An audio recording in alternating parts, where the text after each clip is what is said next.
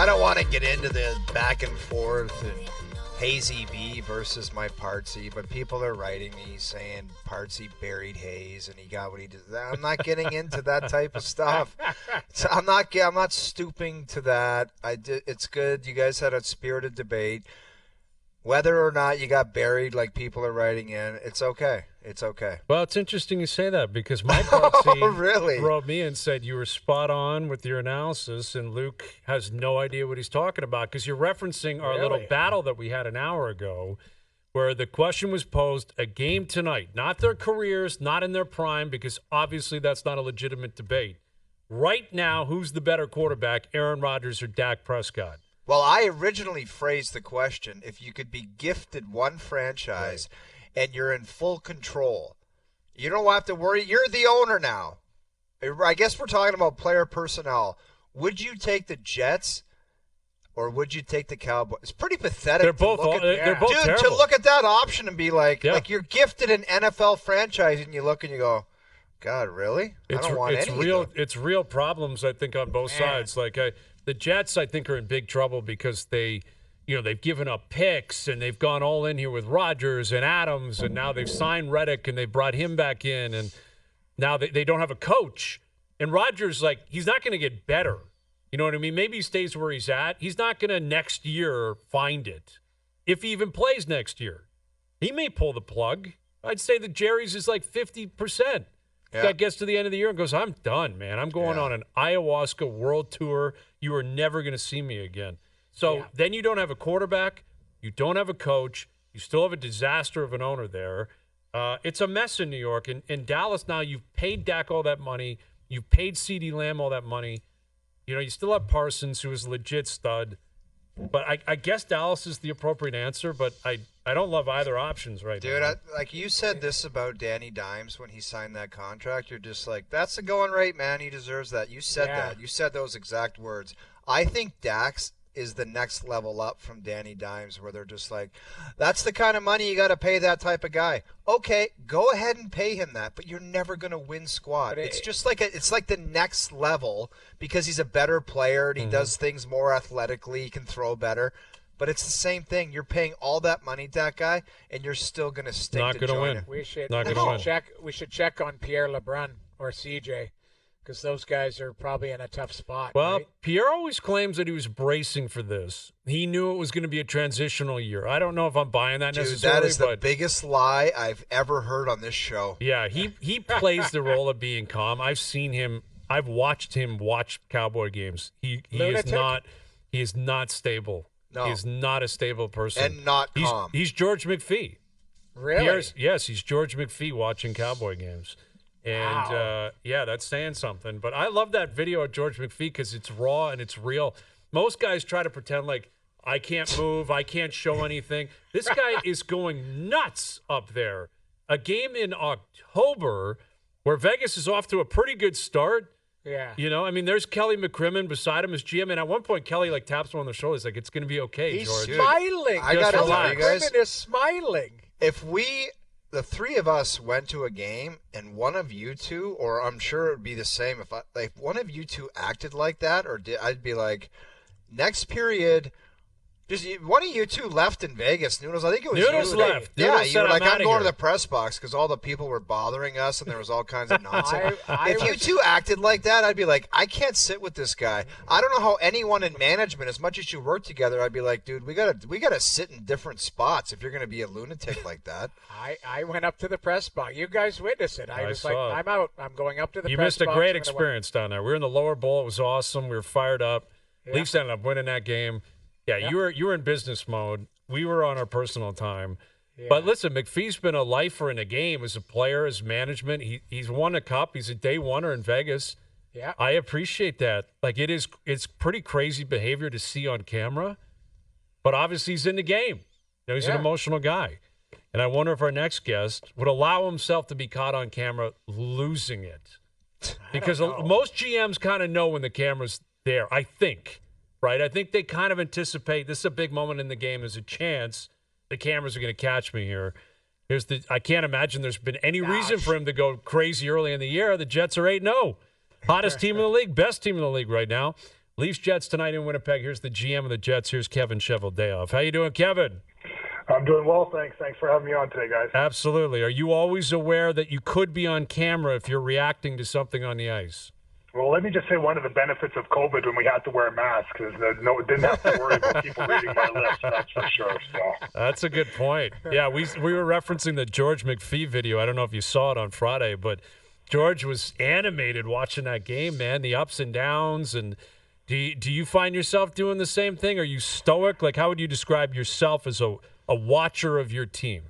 Well, you try to be as stoic as you possibly can, but when the emotions get the best of you, there is probably those moments in time where you wish you could have them back. But it's an emotional game. Sitting in the stands or up in the press box, it's you can't do anything. So it does get to you sometimes. Chevy, how do you attribute the fresh start? I mean, you've got a new coach in there. Everybody, I mean, I'm sure every GM is thinking, this is how I want my team to look at the beginning of the season. And it's happened for you. What's the cause for it, in your opinion? Well, I think probably several things. I think, we've just kind of tried to keep an even keel. I think that, we had a good training camp in the sense that, one thing when you bring new coaches in, and our situation was unique. We weren't looking to make a coaching change. Obviously, we had 110 points last year. Didn't get it done in the playoffs, but, with Bones retiring, we had a chance to take, a little bit, kind of little stock in ourselves and take a look. And, we went through the process of, interviewing some coaches and, even though Arnie, had coached a bunch of games for us, when Bones was either sick or dealing, with Judy's illnesses, I wanted to make sure that, again, he presented his ideas and how he wanted the team to go. And Arnie was a big part of the success that we've had the last 2 years as well. So, I think, he was able to hit the ground running on the relationship building side with a lot of the players because of his familiarity. But then we also brought in 2 new assistant coaches, and we had, some holdover assistant coaches as well. But, the 2 new guys were part of the power play or part of the penalty kill, respectively. And I think it just spurred on a lot of conversation. And whether it was conversation with players and coaches, there was a lot of teaching going on again that, you get at the beginning of the year. So we've been fortunate. We've had 3, I think, overtime games. Those can easily go any other way. But fortunate to be in the situation that we're in right now. Chevy, is it as simple as maybe the growth of Perfetti and maybe a healthy Vilardi to help the depth of the group up front?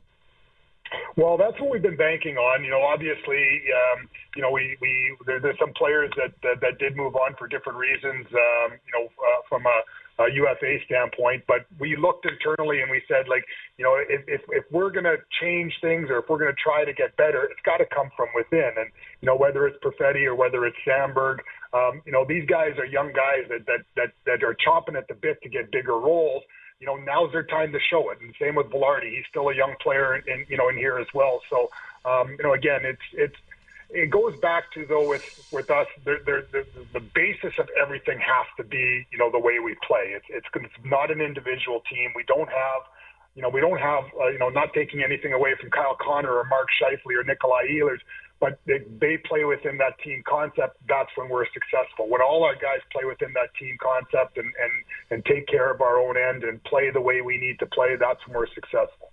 Chevy, you've been described as patient and with the team, whether it's struggled in the past or just with, trade center coming up or trade deadline. You've just been described as a patient guy in the past. How do you kind of keep your focus when the team is doing so well and not go Jimmy Rutherford on this and he'd go out and acquire the best player available right away and say, this is our year? How do you show patience, throughout success?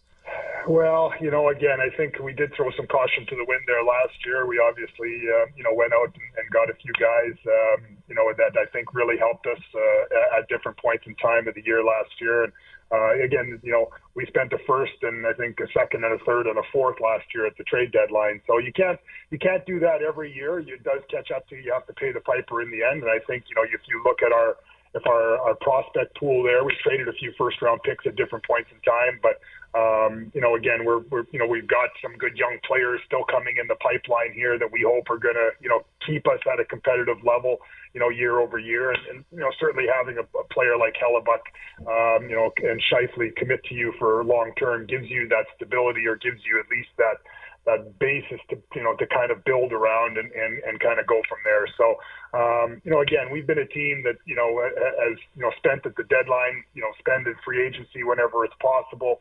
But we like to draft and develop and retain our own guys. And that's kind of been, I think, if you look at the identity of this group, it goes around, our very first draft pick was Mark Scheifele. Our second pick in that year, was Adam Lowry, and Adam is now the captain of the team and kind of the embodies the way the Winnipeggers like to play and they would like us to play and that kind of team atmosphere. But then you've got guys like Morrissey, you've got guys like Kyle Connor, you've got guys like Hellebuyck, all drafted, developed, come through our program, and these guys, there's a special kind of bond when you do come up through situations like that, and this is a very close group that hopefully can do something special. With Kevin Cheveldayoff, GM of the Winnipeg Jets, Leafs Jets tonight in Winnipeg. Lots of rumors, reports about what some goalies might end up getting paid moving forward. A bunch of goalies just got paid a little over $8 million. You found a way to get Connor Hellebuyck signed around the same price. When you look back on that deal, do you think to yourself, I'm lucky he didn't push for more? If he did, I would have happily paid it. Like, it seems like a pretty good contract in retrospect, considering what he did last year and what he's already doing this year. And I think most would argue he's the best goalie in the world. Well, again, you don't have to convince me that he's the best goalie in the world because, ever since I've, signed that deal, I've had some very good night's sleeps. It's one of those things where it gives you that sense of comfort. But if you look back, a couple of years ago, there was, talk about not giving those kind of deals to goaltenders. And, we were, when we started the negotiations in kind of real earnest and, when things, the ball got really rolling that this could happen, we said we'll gladly, go to that and that number. And fortunately for us, it worked in the sense of, the commitment side of it that both him and Scheifele made on that same time and that same day.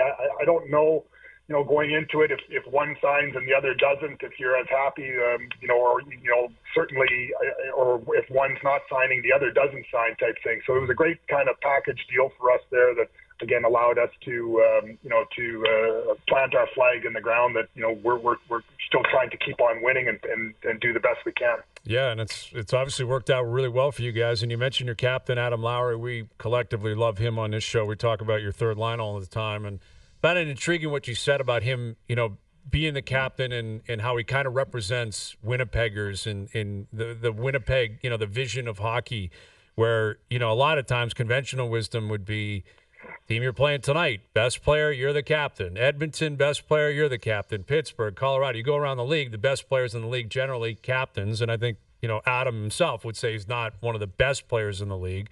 Yet you decided as an organization, this is the guy we want. It sounds as if you took your market into consideration. Like, how did you weigh that out? Market, style, commitment, the room, because obviously Lowry's, he's a very important piece for you, and he's been your captain for a little over a year now. As easy as a decision it was a tough decision, though, too, because you've got a couple of other players that kind of embody the same things. And Mark Scheifele obviously is the when it comes to, top center on our team and one of the top in the league, like, obviously, he carries tremendous weight, in our room, and there's not a player that probably works harder at his game, than Mark, and he's the consummate professional when it comes to, doing what it takes, whether it's body or preparation or fitness or all those kind of things, and the drive that he has. And that equally is the same thing with a guy like Josh Morrissey, who, again, he is captain material through and through with respect to, how he respects the game and how the players respect him. But we had the different conversations with Scheif and with Morrissey, and when we talked to them about, our vision, of how this team needs to continue to play, like, the group those two guys in the group, clearly you could tell that Adam Lowry was a guy that these players would love to follow. Chevy, a lot of talk in the NHL the last couple of years is, Barkov is one of the most underrated forwards in the National Hockey League. Obviously, he's not hiding anymore with the Stanley Cup champion and all of that. But would it be fair to say that Kyle Connor's a very underrated player as far as the stuff he's capable of doing? I mean, he's a 40-goal scorer, it feels like, in his sleep. And I don't know, does he get enough love, or do you feel like from a league perspective he gets enough attention? Well, again, for us, obviously, like, he's a driver of this when it comes to, he's a game breaker. He's one of those guys that, his speed is exceptional, and the things that he can do at that speed, are unbelievable as well. And he's got that shot that, again, is lethal. The release is lethal. And, again, he's one of those guys that he's a very quiet guy.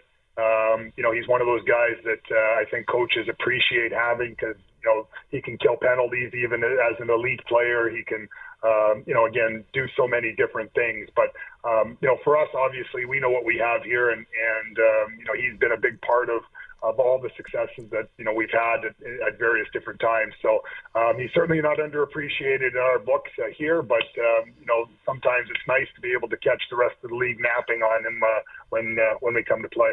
Absolutely. Leafs Jets tonight in Winnipeg. The Winnipeg Jets 8-0. What a start to the year. Good luck tonight. Good luck the rest of the way. We appreciate you doing this. Thank you, Kevin.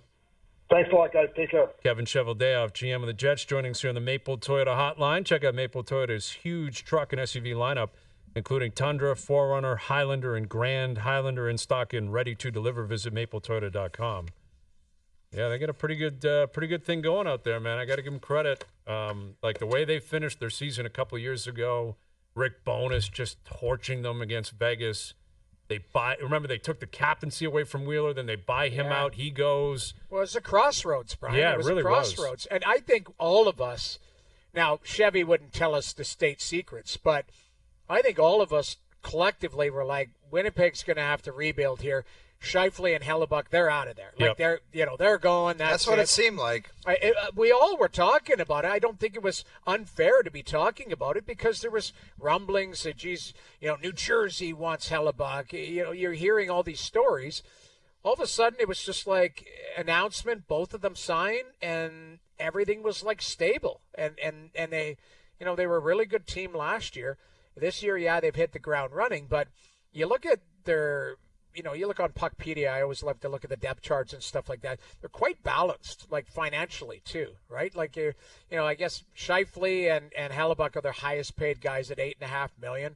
Like Kyle Connor makes $7.1 million. Yeah, bargain. Such a good player. Morrissey, such a good player. And they've got depth now, like Vilardi being healthy is big. Yeah, Perfetti was a first-round pick, and, he was in the doghouse at times last year, and he's off to a really good start. They've got some players there that you're like, okay, forgot that guy was there. You're right. That third line, Niederreiter, Lowry, and Appleton, like that's a nice third. Their team is like the case study for if you don't want to blow your brains out on high-priced talent and pay guys 12 and 14 and this and that, and have a group of players that are a bunch of really good players. It's the Winnipeg Jets.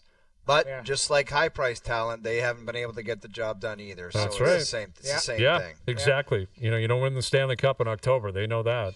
Yeah. But 8-0 is a great start. And Scott Arniel was on the staff the last couple of years. But I guess you can claim they're getting that new coach bump. And they're playing really well. And Hellebuyck's been great. And Hellebuyck versus Stolars tonight. And Nick Robertson coming out. Pontus Holmberg going in. Some of the lines shuffling. Max Domi is going to stay up the middle of the ice, but he's going to be on the third line. Tavares is going to play with Nylander. And they've mixed up the power play units tonight, which would suggest, again, Craig Berube, after a few games where they've lost 3 in a row, he's like, we got to do something a little bit different here. Yeah. And I think that's wise. You got to try some different things. But I actually think it was late. I think it's late to do it. Like I told you before, man, you watch that thing wheel out there 2 or 3 games in a row, you got to make a change, like a drastic one where it's like, sorry, you've lost your right to go out there. We can't just keep sending you out there. It's not like Pee-wee hockey. It's like you're not performing. It's very simple. You're not performing. Great guys. You're very talented, but all of you together It's like a microcosm of the playoffs. It's like all you guys together are talented, but you're not making it work on the power play. So one of you or two of you are off.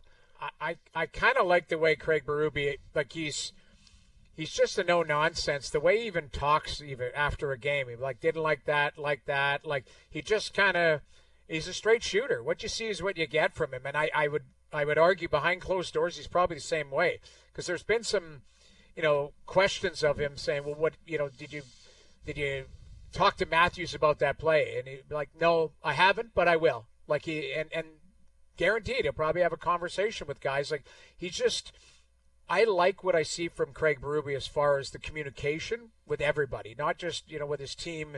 Because you've seen him a few times on the bench. You know what he's saying. He's chirping them and saying, let's get going here type of stuff with some language. Mm-hmm. But the way he's handled the media, I don't know. You guys tell me. I think he's been pretty straight shooter. I think pretty straight shooter, doing his thing. I mean, listen, the media, it's not that tough here. Like it gets described as crazy and but it's so tough. It's not really, and Craig's going to be granted a grace period because he's a new coach. That will change at some point. If it goes awry, he's going to face 8, like every coach will in the league, if it doesn't work out. They have high expectations here. They got a lot of talent. You got to you got to find a way to make this work. And they signed Jake McCabe to an extension today. So he's here for this year and 5 more. Like, they're committed to a lot of guys. Jonas tweeted this out earlier today. The Leafs are now committed to 15 players for next season. 15.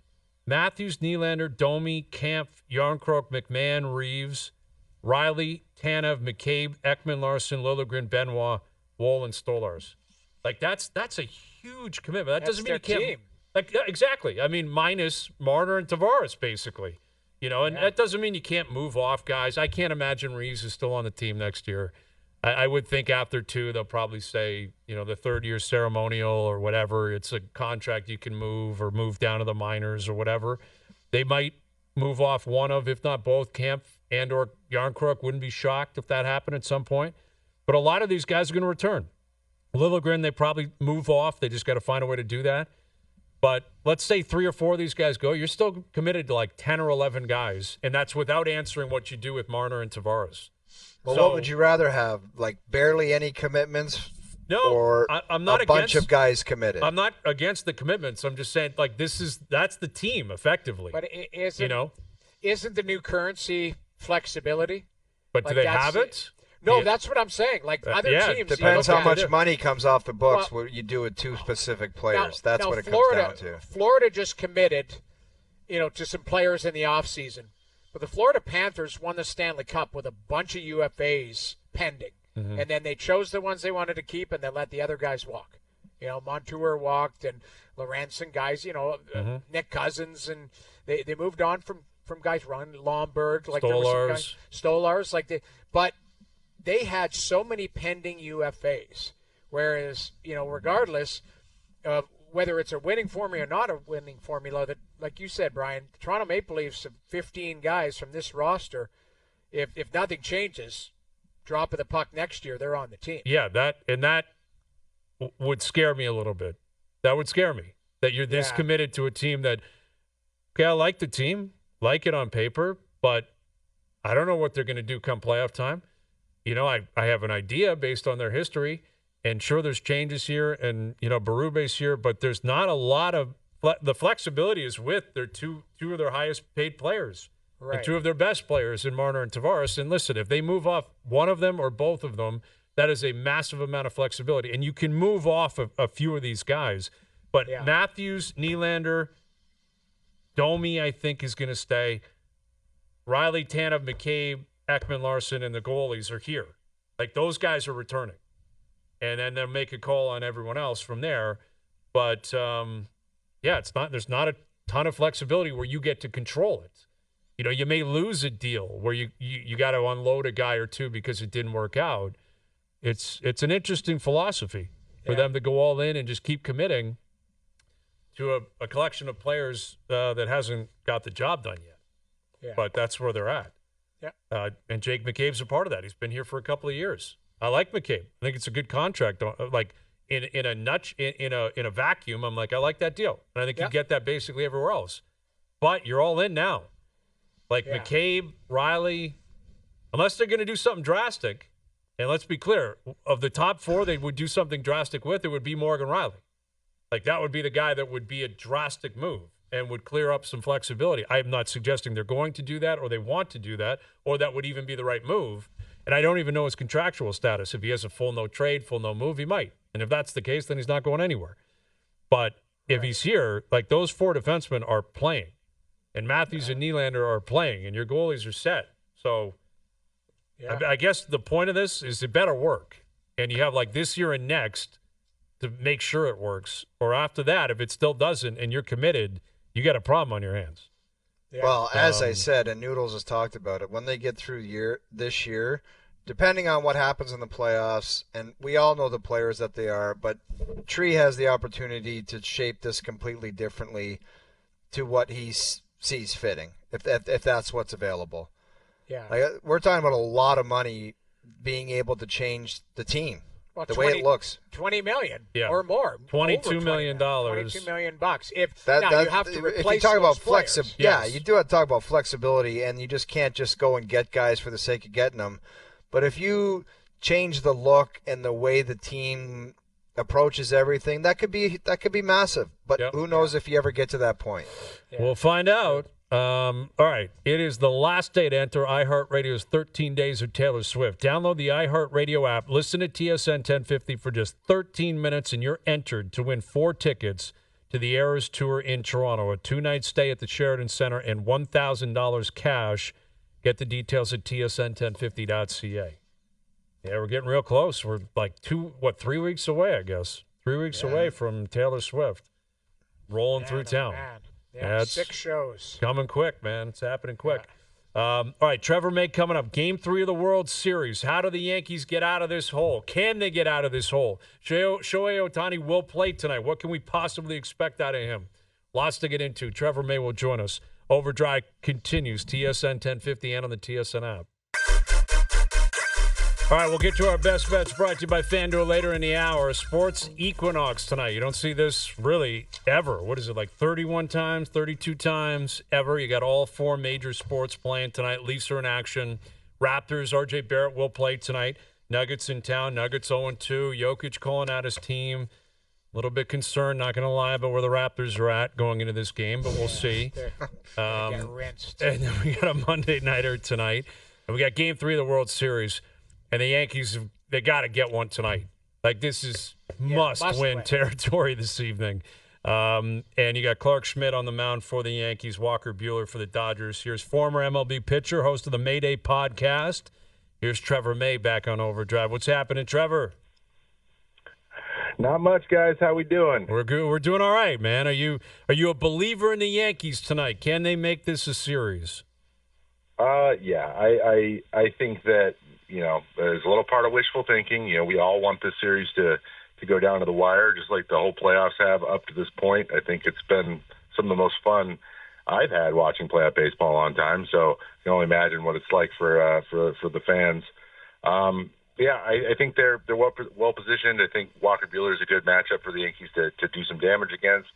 I think that Aaron Judge is going to have has a plan moving forward, what he wants to do, I think, and he's getting closer. So, I think the Yankees are able to take one here because if they don't, 3-0 is not something you can come back from.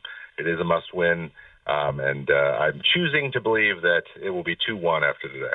What would Judge's plan be, Trevor? Because from what it looks like from just a casual baseball fan, they're throwing him junk that spins and curves down and away, and he's swinging and missing. So what would his change be? Well, one thing that Aaron Judge does, I think, better than anyone, and I'm speaking from experience here as well, is he's just an intimidating guy who doesn't historically chase a lot. You have to get him out in the strike zone. You have to get ahead of him. And then when you do inevitably get behind most of the time, he punishes you, up there with how Barry Bonds used to punish you. The mistakes he takes advantage of and has all year is actually it's incredible how good he is and counts where he is ahead. The problem is the pitches that he would take that were an inch out of the zone or an inch below or an inch off before, where a guy thought he hit the spot or thought he gave him his best bullet and then it ended up being a ball anyways, that puts a lot of doubt in your mind because going back over the plate to Aaron Judge is terrifying. And the thing is, he's swinging at that pitch instead of taking it. And I believe it's truly that simple. I think that if he takes a couple pitches in some mid counts or even with 2 strikes, puts a little doubt in the pitcher's mind, he's going to get more stuff to hit, and he's going to be more of the Aaron Judge that is leveraging that kind of intimidation factor to get guys to make mistakes. It's just no one's scared of him right now because he's going with him off the plate, and when you are confident that you don't have to make a perfect pitch to Aaron Judge, it's much easier to pitch to him. That, and he's also faced just the best arms in the league the whole time, which is also something that doesn't happen in the regular season. So I think that's why we see heroes like Tommy Edman appear in these situations quite often, just because he's the one that they're not paying as much attention to. He's getting more to hit. So, but he's just a special player. I think that if he can put some doubt into some Dodgers, especially relievers, those big guys, that they can't just get him to swing at a breaking ball below the zone, that's going to give him more mistakes to hit. He's at least going to have more chances to be the Aaron Judge that we're used to seeing. Yeah, he has to, man. I mean, 6 strikeouts in 2 games in the World Series. He struck out 13 times in his last 5 games. Like, the pressure's on him. It's pretty wild, like, when you see him. Yet, back at Yankee Stadium, any big hit is going to lead to a massive, massive crowd reaction. But I can't imagine anything more significant than his first at-bat tonight.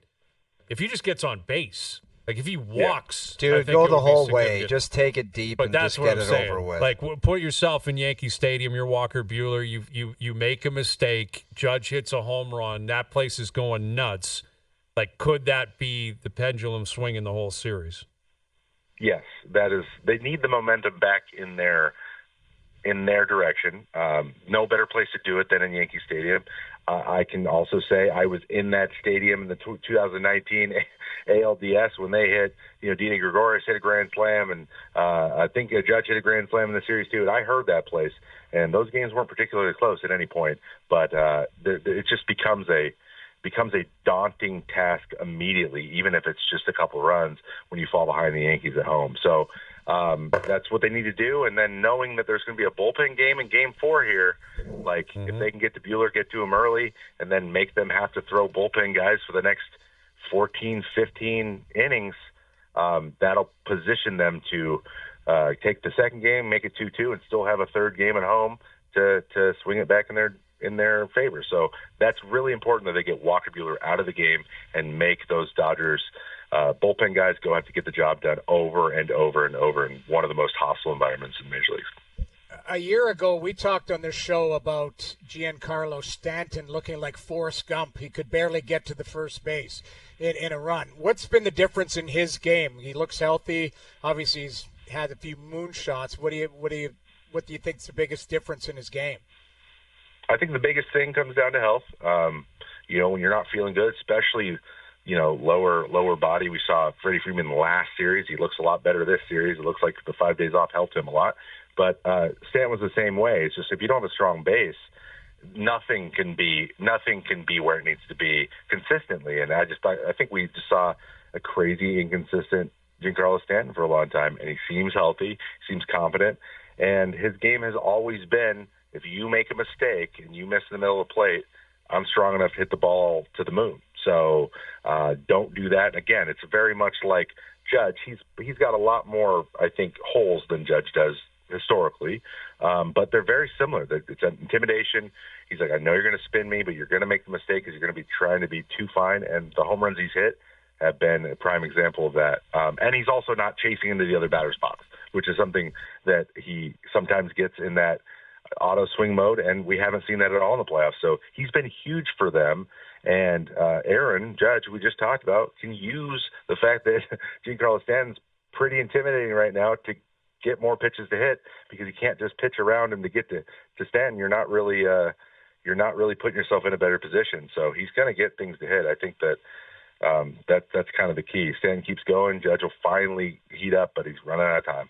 with former MLB pitcher Trevor May. Can you put yourself in the shoes of Nestor Cortes Friday night game 1, where Cortes hasn't pitched in like 34 days in live action, and he is slated with getting 2 outs against Shohei Ohtani, then into Mookie Betts, then into Freddie Freeman.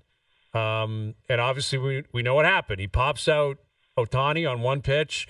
They intentionally walk Mookie Betts to load the bases, and he hangs. Well, he didn't hang. He threw a fastball middle in, and Freddie Freeman hit that thing off the freeway.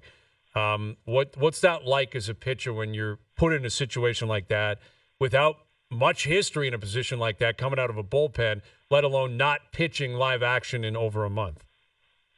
Yeah, though all of those things taken into account, and unfortunately a lot of them are subjective and you can't really quantify them. So that's kind of how decisions are made these days.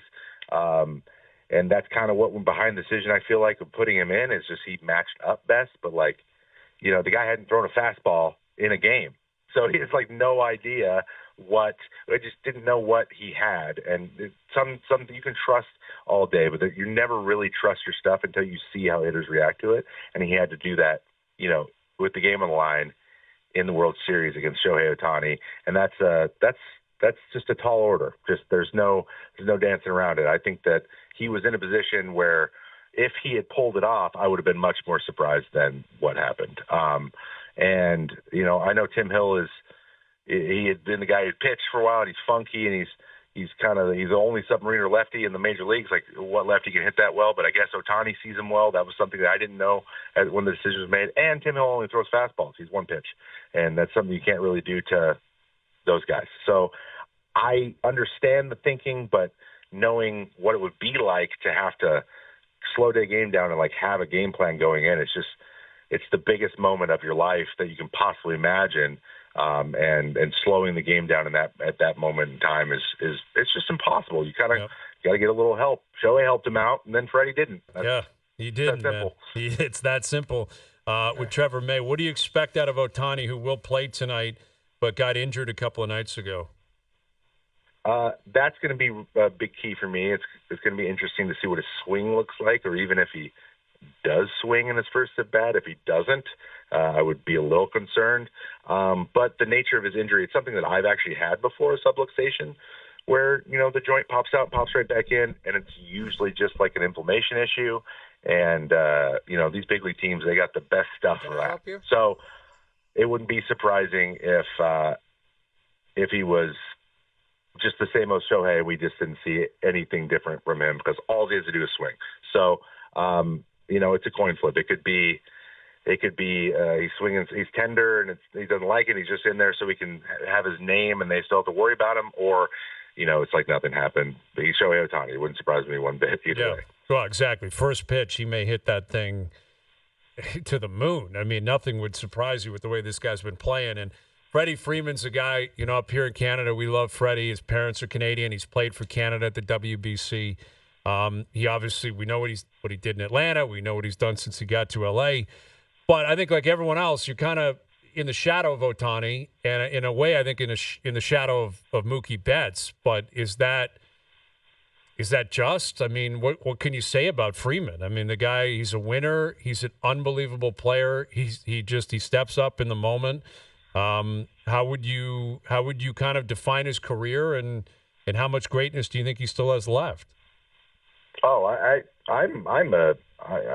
think that Freddie doesn't get near enough praise for the type of player he is, how he stays on the field at a rate that is really impressive. You know, even with this high ankle sprain, he's still battling through it. I mean, his idea of the zone, his ability to put the ball in play with power, you know, his ability to put it in the gaps. What he had, like 60 doubles last year or something, and no one really talked about it. And he just happens to be an MVP on a team with 2 guys who are going to have more than one. Mm-hmm. But for Freddie, I mean, he seems like he kind of likes that, being that, like, third. It's just the pressure's a little bit less, and everyone's not always asking you everything. You just kind of got to go be yourself, and he's pretty low. He's pretty chill, laid back guy. Anyway, so I think he's in a perfect place. And but having faced him, he was a guy you go up and you're like, no matter what, I could be 0-2 on you, and I'm still not confident in me being in the driver's seat. It's just he's one of those players. There's not a lot of them. I think 4 of the 5, actually 5 of the guys that are like that are all in this game.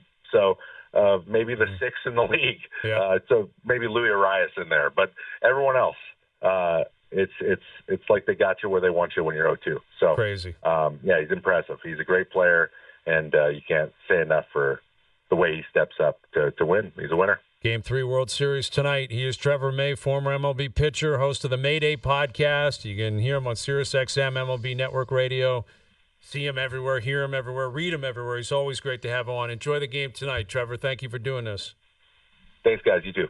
Trevor May joining us. And, dude, it hasn't been talked about a lot, Hayes, but seeing Shohei Ohtani in the World Series makes you wonder how inept the Anaheim Angels were not even getting that guy to the postseason. I know.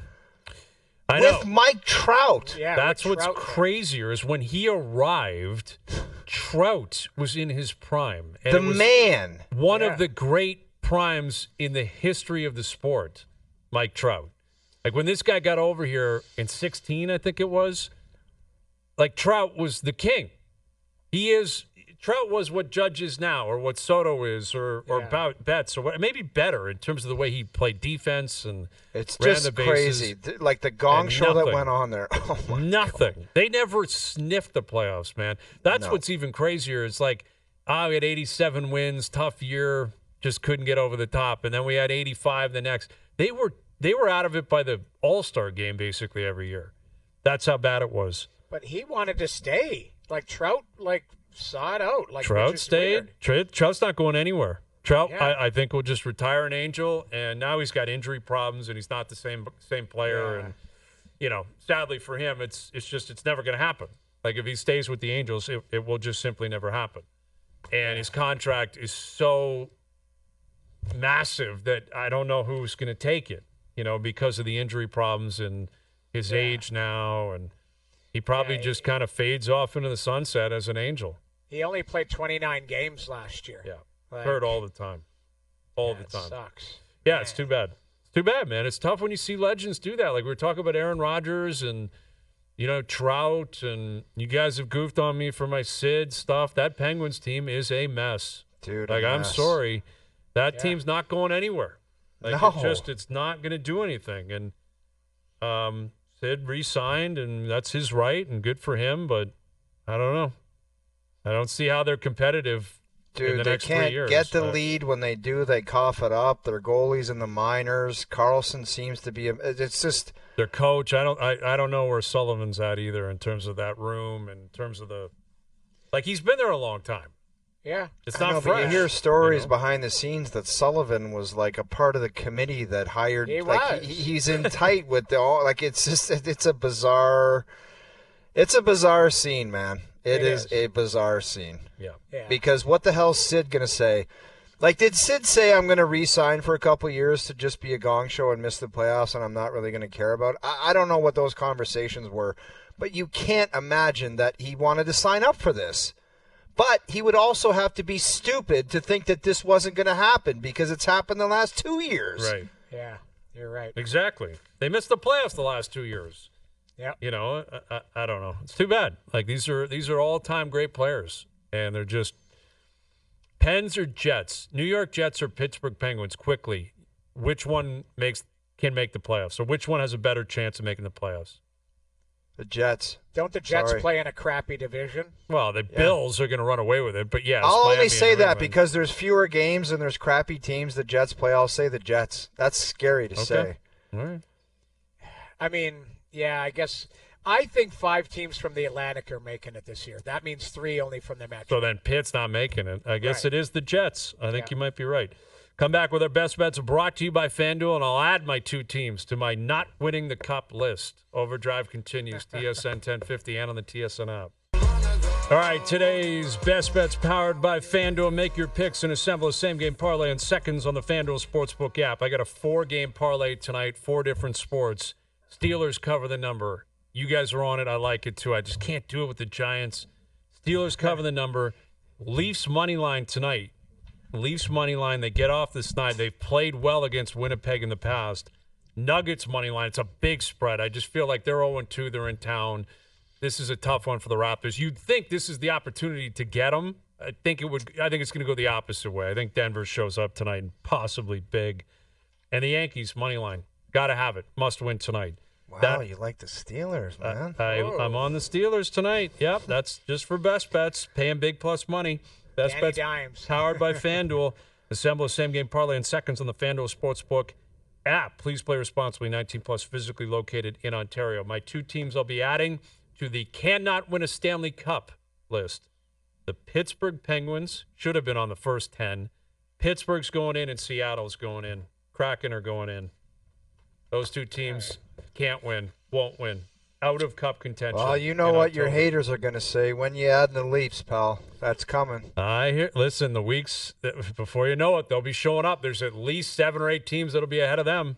Like, at least in terms of chances to win, in my opinion. Dude, take Calgary. Tomorrow you're taking Calgary out at 4:05 p.m. No, I think they get dummied tonight, Calgary and Vegas. Dummied. If they win, you're taking them out tomorrow. They've looked good, but I think Aiden Hill, who hasn't been great, I think Aiden Hill plays well tonight. All right, that's enough. That's enough. Moving on. Good stuff. Thanks to everyone behind the scene. Oh, there it is, the updated list. There's I love your it. list. Pens and Kraken look great on that list. They look great. They look comfortable, and they look appropriate. All right, thanks to everyone for tuning in. TV, radio, podcast, web, we appreciate it. We're out of here. Enjoy your evenings. Enjoy the games tonight. We're back tomorrow at... All glory be to God. 4 p.m.